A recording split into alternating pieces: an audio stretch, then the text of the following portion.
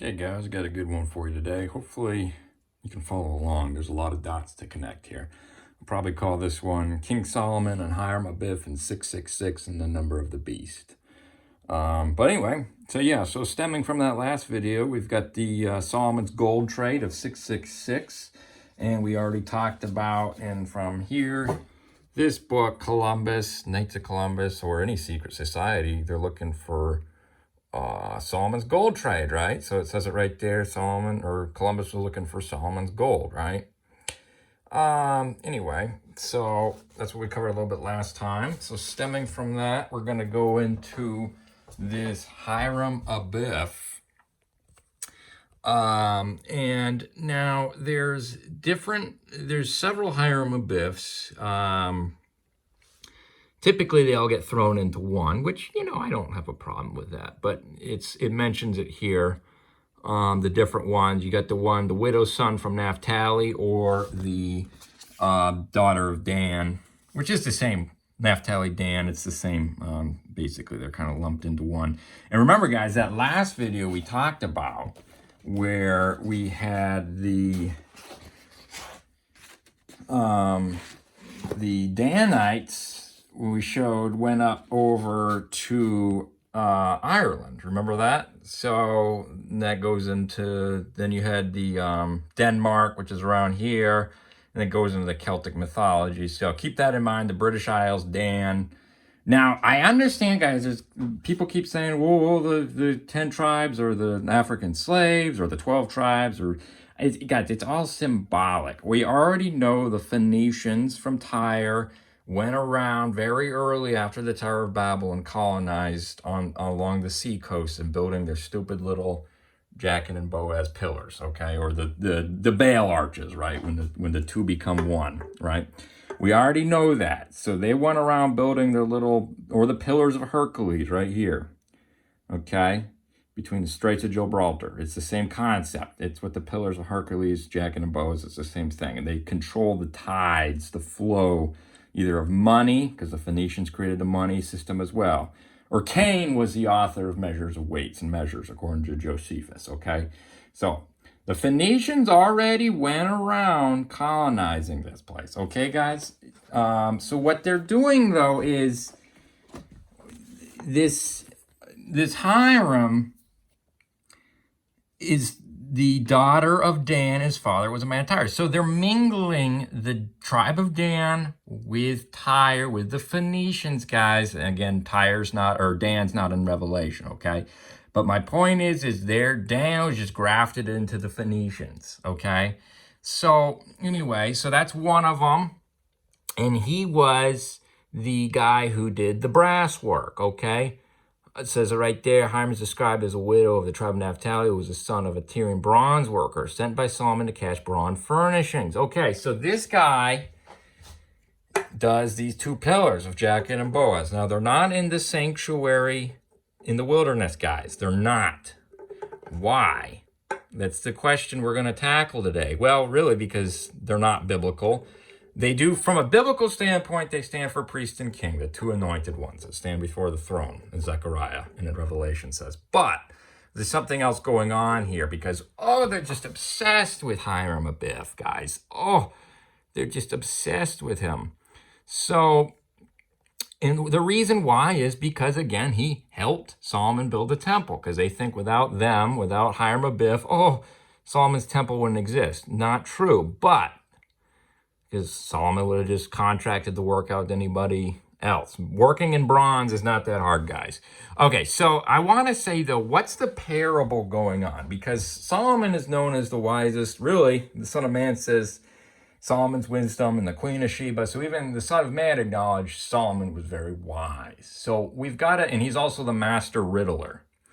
So we've got to look at what is the riddle going on between Hiram Abiff and Solomon.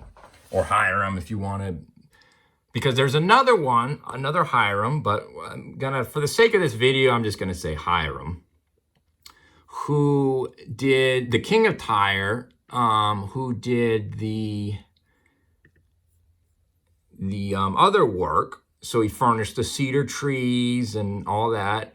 And King Solomon gave him Hiram gave Hiram 20 trash cities. And Hiram came out to Tyre to see the trash cities which he had given him, and he pleased him not. So Solomon's even messing around with this Hiram guy, okay? Solomon knew these were trash cities, and he got Hiram to do his work. So again, what's going on? I'm going to go back to this son of the Danite or the Naphtali tribe here. I'm going to go back, hit that back again. So he's working in bronze, guys. So, okay, so you got Hiram Abiff, and then here it's the Abiff or Abiff, A-B-I, whatever you want to say, is known as Abba. Maybe that's the origin of it. But if you look, it literally means, if you look at the footnotes, father. Okay? Now we're starting to paint a picture here of Hiram. Okay, so you get to see the for my master craftsman. Hiram for 1 Kings 7:13 translations of Hiram. Okay? Literally father. Okay. So now we're starting to paint a picture of the pontifex, guys. Jesus says, call no man your father. But what are the Catholic priests do? Call me father, right? So now we're starting to paint a picture of, perhaps we're getting a pontifex here, okay? So here's Hiram. He goes to Solomon and he says, hey, you want a contract? He's in the presence of Solomon. They breathe the same air. Oh, that means they're the same. They're equal.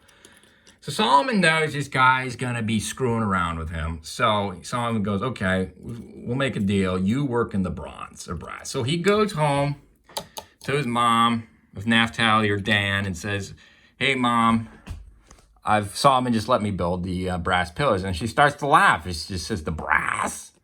Because, of course, in alchemy, guys, what is brass? It's not an eternal metal, guys. Again, the gold is in alchemy. I mean, everyone would have known this during the time of the different planets and the different metals, right? So she starts to laugh a little bit and says, okay, you're going to work in brass. Okay, good one. Like she sees the irony, the irony of it all, because the two non-eternal metals are iron and brass. She sees the irony of what Solomon's doing here, as in Solomon is actually screwing around with Hiram. Because, again, he's letting him work in brass. So Hiram's all excited. Oh, he's so excited because he gets to help Solomon. And again, this is why you did not hear any tool. All the work that was done on the first Temple of Solomon was done off-site. You did not hear a tool chipping away. What is it symbolic of? It means all the work that's being contracted out to these people of Tyre, to the Phoenicians, to the Hiram Abiffs. It's not taking place on site. So all the dirty Phoenicians, they're not getting a part of this, guys. That's the whole concept of it, is it's all happening outside of Mount Moriah, okay? So he comes, and again, he does his little work, and they're like, oh, you know what the checkerboard stands for? And like, they think they're so clever. Yeah, we all know what the checkerboard stands for, okay? So, anyway, so Solomon's making a parable out of Hiram Abiff, and that is, it's a joke. As in, this is when these two pillars of Jachin and Boaz come together, they make that false stairway into heaven. So it's, again, Jesus says, whoever climbs over the top is a thief and a robber. Climbs over the sheep gate or the fence is a thief and a robber. So Solomon's like, all right, I'll allow you to build your stupid little bronze, work with your bronze, and you can get all excited. And you can do your thing because you're helping me out in the same way. It's an alliance, guys. They're contractors. It's a contract. So Solomon, again, with the other Hiram, he gives him these trash cities. And then we can see here again from Ezekiel 28, again, the proclamation against the king of Tyre, guys. All right. Who is Hiram? Okay, he's got the 9 stones on the breastplate. So Hiram, father, is a pontifex. He's the pope, if you will. Okay? So, anyway, we can start to understand this picture of what's going on. Okay? He's in the Garden of God. He's a type of Lucifer. Hiram is. Okay, the devil. Okay, so, and he's the brass worker, guys. He's working in brass. Now, I want to take this a little bit further. Got some Quran action for you, because they are obsessed. Now, Islam and Freemasonry, if you look into, say, like the Red Fez, the Shriners, right, the Mystics, or maybe even in the movie of Indiana Jones and the Last Crusade, you see they're all wearing those red fezzes, guys. That is a Shriner. Now, that's an Islamic mystic, but they're all the same. Now, I want to say is the Quran even mentions, the Quran is just, it's riddles, guys. It's not saying something in plain language. That's the difference between, say, well, honestly, for face value. So it's all riddles. It even talks about, the Quran talks about a beast of the earth, the land beast, guys. And you do a little bit more digging, because it talks about right there, chapter 27, 82. Let's look at this, guys. In the Hadiths, so that's something else that goes along if they're considered sacred. The Hadiths is the beast of the earth is described as will carry the seal of Solomon. Oh, what's the seal of Solomon, guys? It's those two pillars, it's the two triangles of Jachin and Boaz coming together under one office. That's priest and king, so that's church and state form. Look up the seal of Solomon and you'll see it.